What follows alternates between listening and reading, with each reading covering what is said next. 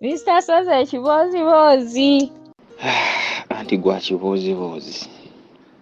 Hello namesake, how are you? Obulamu bugamba kikansube nti obulamu butambula bulungi. Munange ekibozibozi kyange kansoke kwetonda. Wekuba nga kuno omwagalwa wange kwali nga anaawulira bino bambi nsaba onsonyiwe bino byayita. Bino ebintu byaliwo mu 2015 2016 if I'm not mistaken. Nsaba onsonyiwe. Ate era ndi mulamu kubanga nakeekebeza emirundi egisukka mu 3 nga ngenda nensasula neneekebeza ate ne kampani nga zinkebeza. Nsaba onsonyiwe byengendo nnyumya. Munnange twali tubeeranga eyo mu kampu, nga mu kampu eyo okulaba ku mukyala kiba kizibu nnyo era kiba oyinza n'okwewuunya ennyo ng'obadde omusanze ng'ayitawa oba kyali kisoboka kubanga nali mmaze emyezi nga 8 nga sirabanga ku mukazi ye ng'ojja Abu Dhabi ng'okola ki.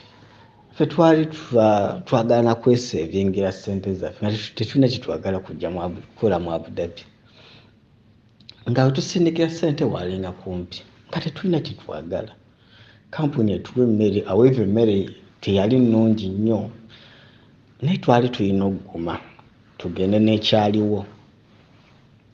Munnange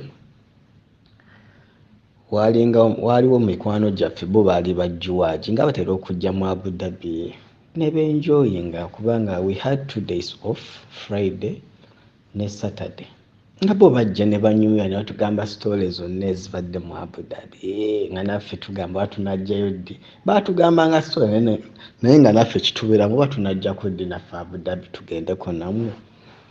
Kati munnange lwaki olunaku lumu era lwaki ange ennaku endala ezikya mikwano gyaffe ne gitugamba tulina ino birthday, wemba mwagala mujje, wemba temwagala temujja. Nga tubeera awo tukirowoozaako. Ekyavaamu ne tusalawo lumu ne tujjako Abu Dhabi. Njijukira olunaku lwali Lwakutaano, yali birthday ya muwala omu. Nga tutuuka ku birthday tumaze mu kampu ebbanga tetulaba ku bakyala.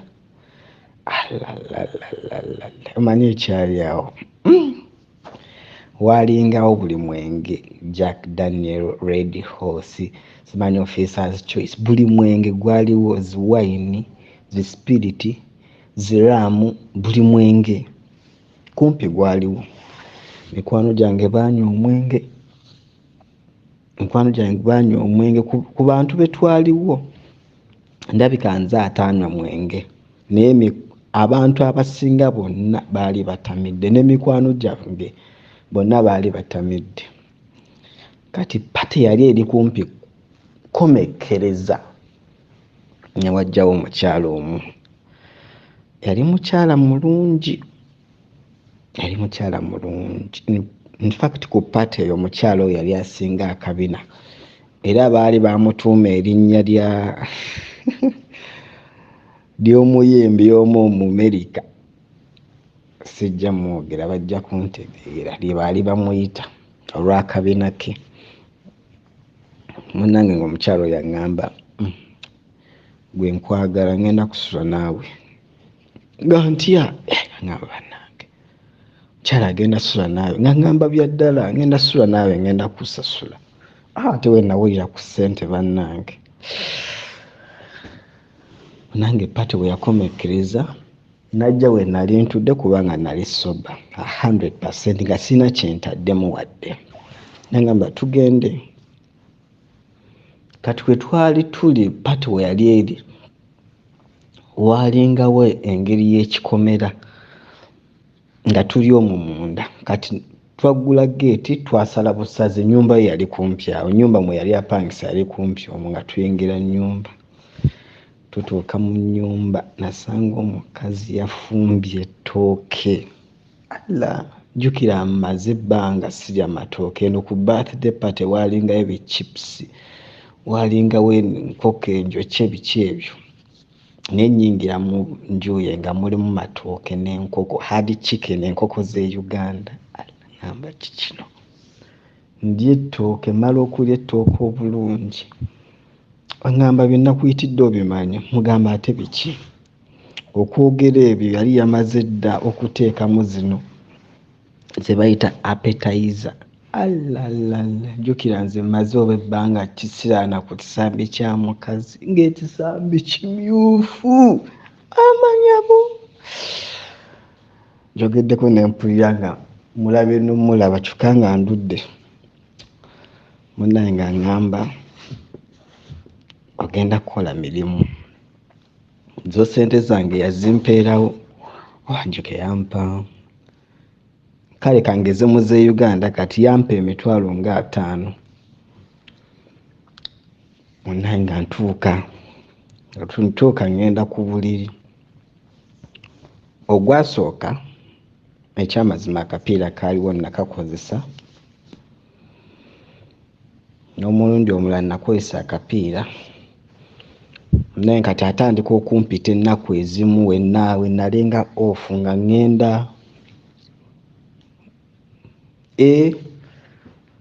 ntuukayo era ng'emirimu gyange ogimanyi gye nnina okukola okuva olwo saddamu kukozesa kapiira wadde. Naye omukyalo oyo yalina ekigendererwa yali alabika ayagala kunseegasiremu kubanga buli we nayingiranga omukyalo oyo njukira bulungi yayinanga ng'enjala alina engeri gy'azisimba bw'ati kati nga sserubwatula yange eyita ku njala ekintu ekyo yakikola kyokka ate nze nga neefudde omusirusiru ate nga nali ntegeera naye njijukira bulungi nti buli we namalanga akazannyaako nga ngenda nenkwata omusulo nga ngenda nenfuka nenkwata omusulo nenguyiwa bwe nti ku sserubwatula ndaba oba kuliko oba kaŋŋambe nti nga kuliko oba enkwagulo nti enjala zansaze ekyo kyonna ekyo tekyamaliranga nga mmalina okukwata omunyo nenguteeka bwe nti ku mmamba inekeesi bwe wambalagala ntegeerawo nti enjala zankoze eki zansaze natuuka ne neebuuzanga ate neŋŋendanga ne ku medical weewuunye ng'era bwe mala okikola after 2 days nga engeri gye nalina damani ID baali tebakyaginga ng'ogenda mu ddwaliro nagendanga mu ddwaliro nga ngamba nti njagala kukebera kunkebera blood group yange naye nze nga nkimanyi nti mukebera blood group eyo basobola okumanya nti gundi ali infected nga neekebeza we neekebezanga emirundi nga ndaba si mulwadde neekebeza emirundi n'emirundi nga ndaba si mulwadde naye ate nga ebbanga nambala naye kumpi emyezi ng'oba gyali oba 9 oba 8 nga tubeera naye munnange olunaku lwakya mikwano gyange ne mbabuuzaako ne mbagamba nensaba munnyambe omukyala gundi ne bwe guti omukyala gundi ono bwati munnange mba ngenda we tuba tugenda antega enjala sibitegeere enjala ziyitira ddala ku sserubwatula yange bannange mikwano gyange baŋŋamba guwafa dda mikwano gyange baali basajja abantunula ne bakaaba amaziga ne bakaabira ddala amaziga ne baŋŋamba guwafa dda kyokka ate mikwano gyange tebasooka nakumbuusa nti omukyalo oyo yali mulwadde bwe baŋŋamba ekintu ekyo ekyamazima naddayo mu ddwaliro neekebeza naye ate nga ye alaga nti mulamu era njukira waliwo ne time gye nali nkyusizaamu visa nga nfunye omulimu omulala ne mugamba omanyi gundi oli mulamu nangamba nze ndi mulamu ne mugamba ngenda ku medical nafunye omulimu naye ngenda kukyusa visa ndala. Nagamba it's okay, tewali. Era we nava ku medical nankubirawo n'essimu ba yali akitegedde atya. Nangamba Moses, oli mulamu? Nemugamba results tezinnajja. Ogenda tebiringa ebyo Uganda, ebiseera ebisinga tebiringa bya Uganda, nti ogenda mu ddwaliro n'ofunyawo results ebiseera ebisinga. Baali babisindikanga ku ssimu. Nagenda mu ddwaliro ne wayitawo akabanga katono era results ne zijja ku ssimu, ne ngamba ndi fit. N'ensooka mugamba nti ki? Ndi fit. N'asanyuka nagamba nze ndi mulamu, ne yeekazaawo. Kyavamu ne neekuba mutima ne ngamba ow'omukyalo ono sigenda kuddayo omukyalo, n'ensiba pini era saddayo. Kati we saddayo bambi naafuna omuvubuka omulala, muvubuka wa taxi nga gwayagala. Munange omuvubuka wa taxi bino bebaagala abakyala, bebaagala okunaayiza. Amuleeta mu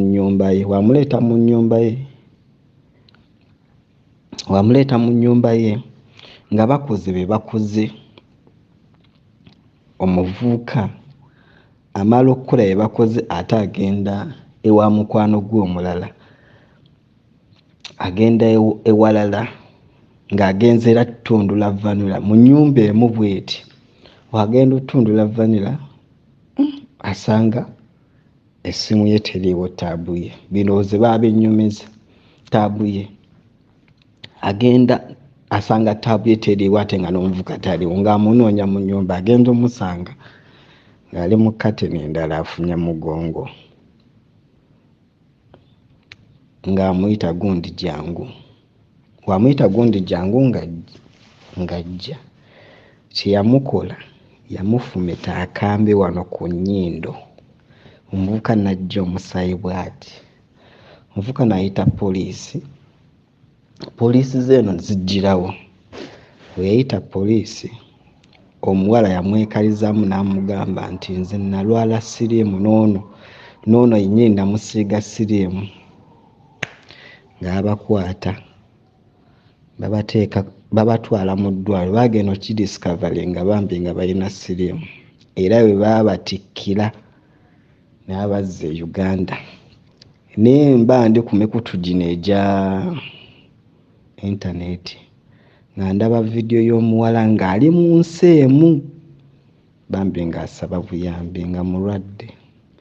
Neebaza Katonda nti ku bbanga lye nabeera naye yakola ebyo byonna n'antakula serubwatula, ne Katonda yannyamba n'ambikkako akasubi, saafuna bulwadde.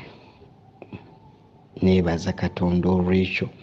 Naye ebiseera ebisinga waliwo embaawo ne ŋŋamba oba nkyalimu obulwadde obwo, era nemba nga seewulira bulungi, ne ŋŋenda mu ddwaliro nga ku bintu ebyantuukako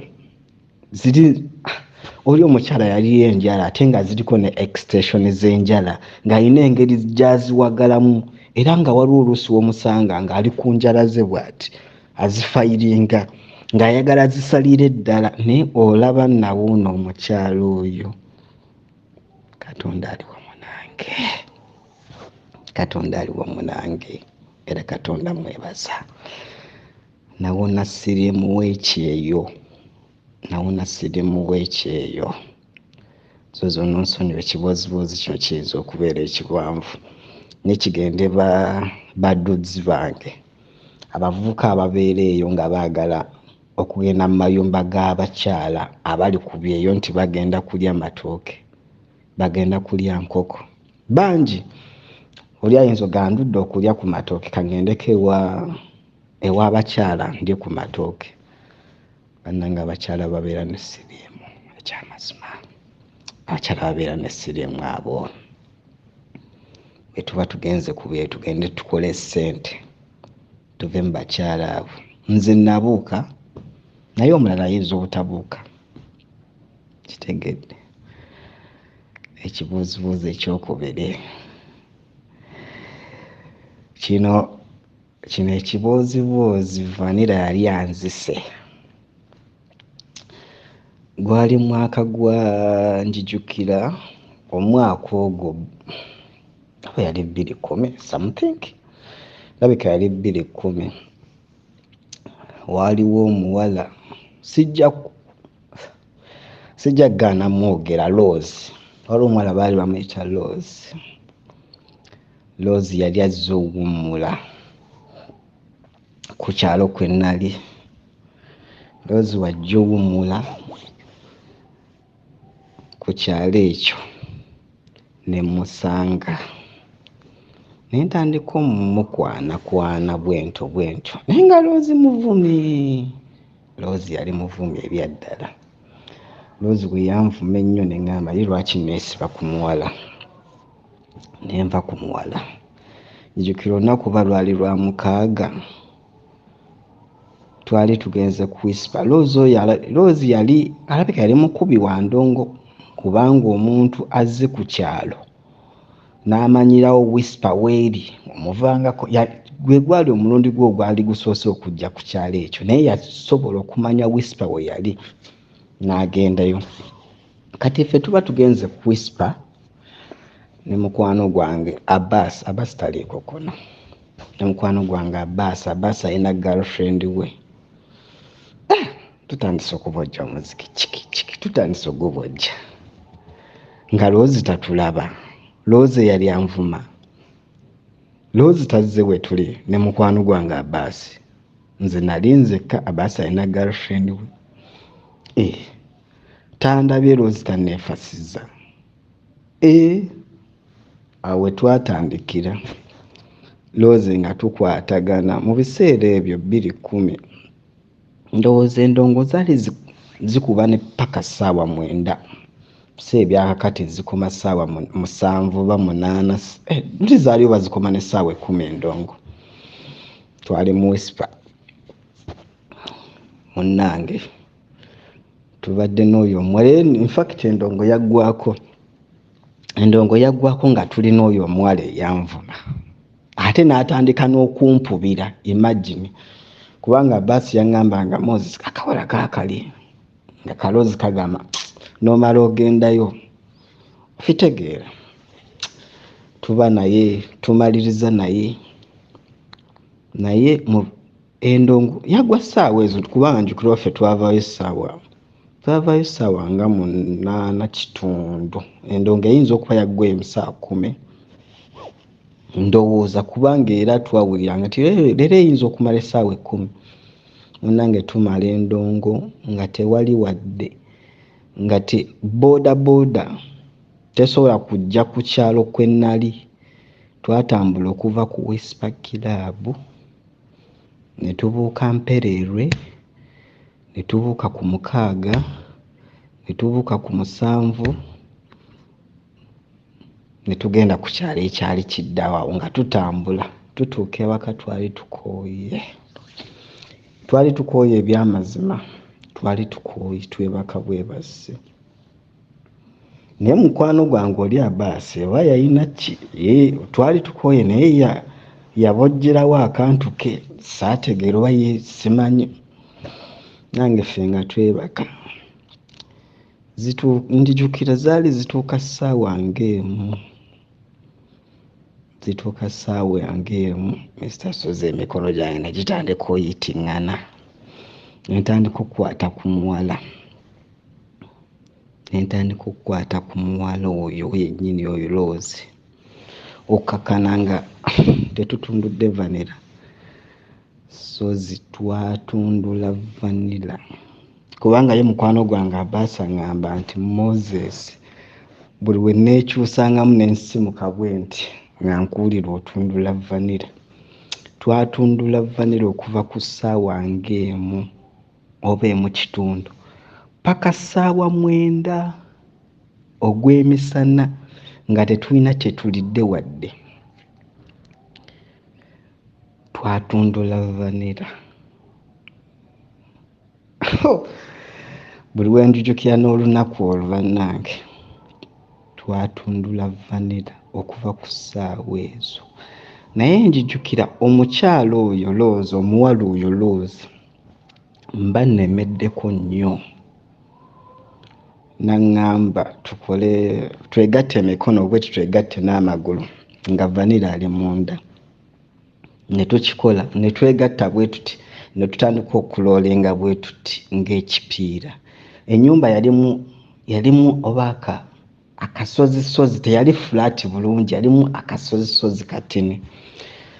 Twakikolera zaali roots nga 3 nga tuloolenga ne tugenda eri ne tukomawo, ne tugenda bwe tuti ne tukomawo. Bannange sozi omutwe gwannuma, olubuto lwannuma, mwaka akabanga kati mugamba mpulira omutwe gunnuma mbikooye. Omuwala ngamba wabadde weesibako byaki, ndowooza olabe. Omutwe gwannuma, olubuto lwannuma. Kolo lwennyini era we twatundula vanira, kolo olunaku lwe yagenda naye yandekera omutwe nga gunnuma, yandekera olubuto lwannuma. Mr. Sozi nga sisobola fuluma oba okufuluma okutegedde nga we ŋŋenda mu kaabuyonjo oba lubuto lwesiba bwesibi simanyi. Gw'omutwe gwatuuka ekisala ne gwona naye olubuto lwannuma nga sisobola na kufuluma wadde. Naye nga buli we nawuliranga ekisu kya vanira oli sijja kugamba nti vanira yali awunya, naye waliwo kye bayita ebbabe. Ekisu ekyo kisobola okujjira n'okiwulira. Buli we nawuliranga ebbabe lya vanira ng'olubuto luddamu buto. In fact ekisu ekyo kyamala ebbanga nga kyakiwulira. Namira eddagala byonna, namira kotamu, nemmira eddagala ly'embuto zonna, nenywa ebigajji ng'olubuto lukyannuma nga sisobola fuluma, olubuto lunnuma. Ekyavaamu lwali lwesiba ddala. Oba neyandagirira sikyamujjukira, waliwo eyandagirira kye bayita ekisanda, kino kye bawa ente ne ziwaluka. Ekisanda ekyo kye nanywa. Maama nnyabo we nakinywa waayita oba eddakiika, waayita ndowooza eddakiika, olubuto ne lutta. Naye lwali lunnuma.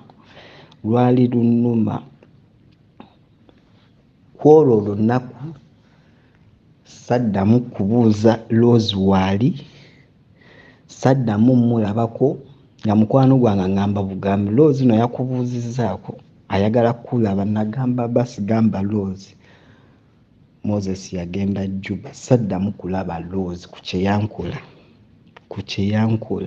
Era n'okuva kati Sozi nti obukyalo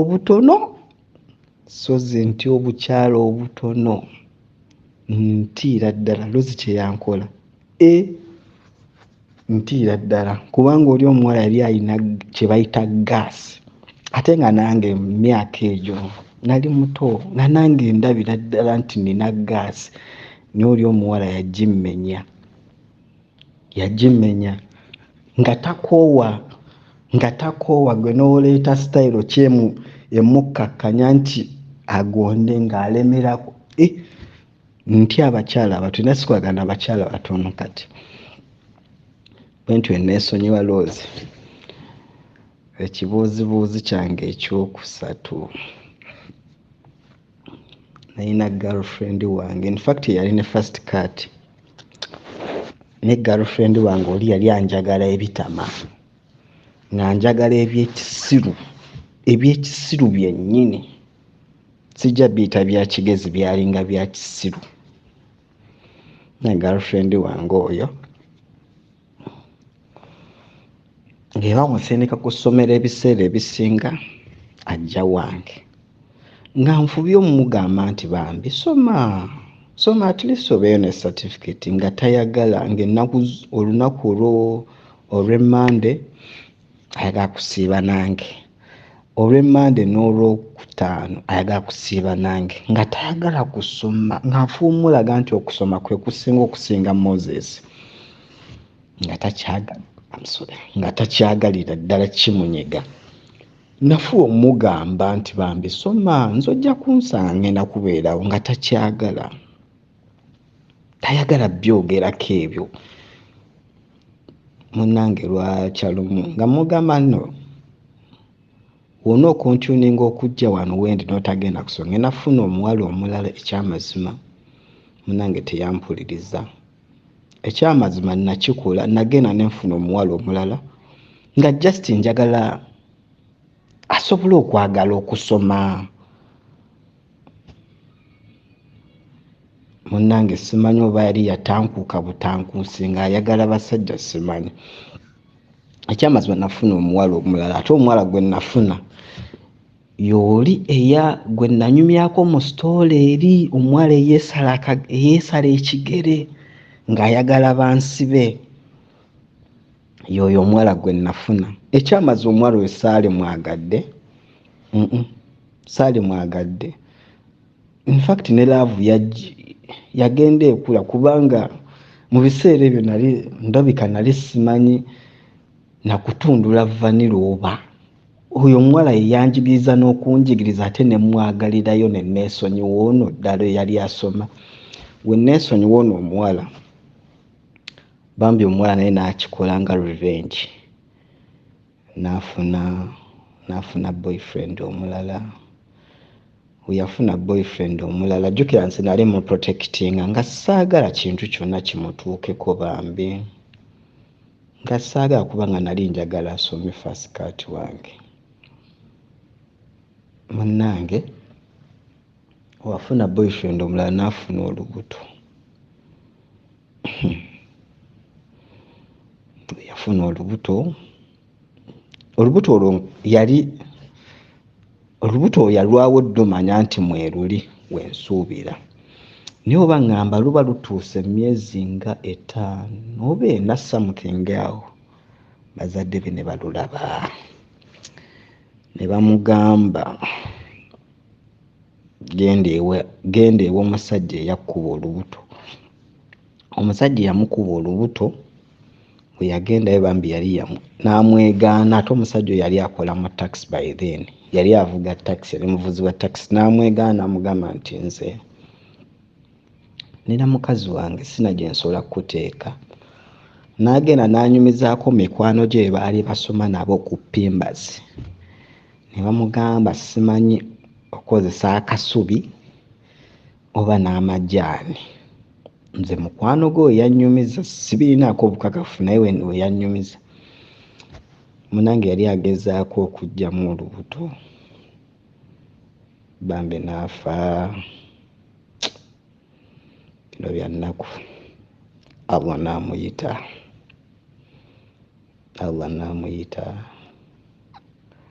Munange twagenda okuziika eyo mu Kibikke. Twagenda ne tukomawo. Naye twakomawo njijukira eyo oba obulenzi bwe batundayo n'emiyembe, najja n'emiyembe gyali mingi. Nakomawo omukyalo oli, omukyalo oyo yeesala ekigere oyo eyanjojobya. By then twali tetulina na mwana, ng'abeera bibye nange mbeera bibye, nampita. Nze nali mmanyi alina ne kyaŋŋamba, oba yali ayagala kunkulisa, era yategeera nti ngenze kuziika, kubanga era njuka eyampa ne transport oyo omukyala yampa $2,000. Nagendera ku booda, amagenda n'amadde yampa $2,000 ezagenda okuziika. Oyo yali girlfriend wange. Omukyala oyo nampita, agamba njagala kukulaba, ne ŋŋendayo. Kati bwe nagendayo n'aŋŋamba nina kye neetaaga, naye kye neetaaga olina kimpeera mu nnyumba. Nze nga oba kiŋŋenda okuwa nga ŋŋenda kikwera mu nnyumba, naye nga ŋŋenda mu nnyumba. Sozi abakazi bajinga.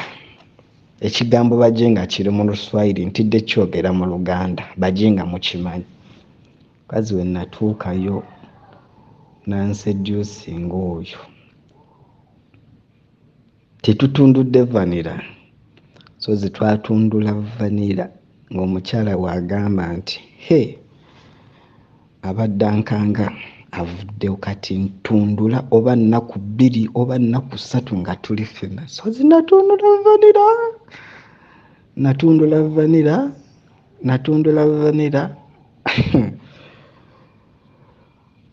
natundula vanira nga wateekawo ebigambo ebimulaga nti kati alina bwomu naye bannange Katonda talya paani ebibbe tebyala ate naye tetuli ffenna twayawukana dda kati ali bibye nange ndi byange.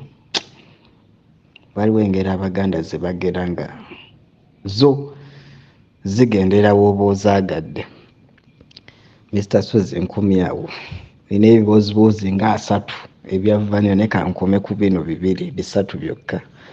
Weebale tuweereza Katonda akuwe ky'osinga okwagala, obulamu obulungi. Bye bye.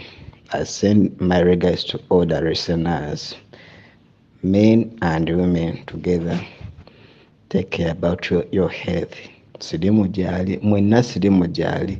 Onyambe bemmanja bansasule wamma nebyenkozo birabye ne bennyambye ne bankuba emigere abanfuuyira emirere bwe nvaayo ne bansika ebigere nga naye lwakuba nkola yimba sozi nkola zeebaka kati ffe twabeerako mu Eagles yawamu ennene wekabanga kenabeerayo nga Mayinja ava ku stage n'aleka ng'agikoze bw'ati naye ne bagamba gwoddako kitegeeza kikukakatako okunoonya minizi zonna abantu abo balese nga bakoze bati okukimaintaininga kale ne batutuuse Mayinja ne ogurabinge bakomewo bakufokasingeko naye ffe abasobola okuyambibwako emabega ng'olina obusobozi obuyimba olina obusobozi obupafominga ate ng'osobola n'okuzina tebasobola kukulema miti 3 obeera obanoonya nogana naye katomanyi kanyimba oluyimba luno Mayinja akoze bayimbe laavulere nze kanyimbewo olukoona gundi ndekanze ebyango bipowe enjovu ne bweba n'amasanga manene toligasanga ngegatisa enjiga kyeva nkusaba abantu beesonyiwe wakoowa emimwa. Kati nkuba akafaananyi njagala tumalirize Mayinja akayimba ki aka Mayinja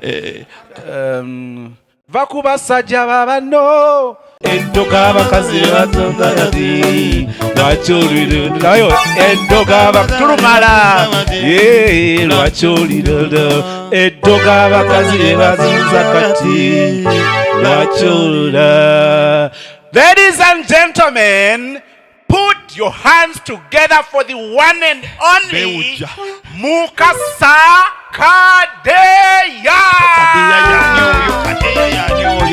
Gobalindira eno oba gundi ndekanze ebyango bipowe enjovu ne bweba n'amasanga manene gwe lindako nga nnyino akakazi kaali kamanyiira komanina kakazi kamanyiira nga ebigambo byonna ebisinga ebintu 2 byotalyerabira ku X oyo ebigambo 2 bye nasinga okunyigira omukazi yaŋŋamba nti nayita mu future. X yaŋŋamba nti gwe wayita dda mu future tokyayina kyeweeyongerako neki kintu kyannuma mama ekigambo ekyo kyannuma kaŋŋamba ekigambo kati bwe nafuna ekigambo neŋŋamba X wange jango olabe bwenjoga owange X jango olabe bwenyiira X wange gwe nabo jango olabe bwenjoga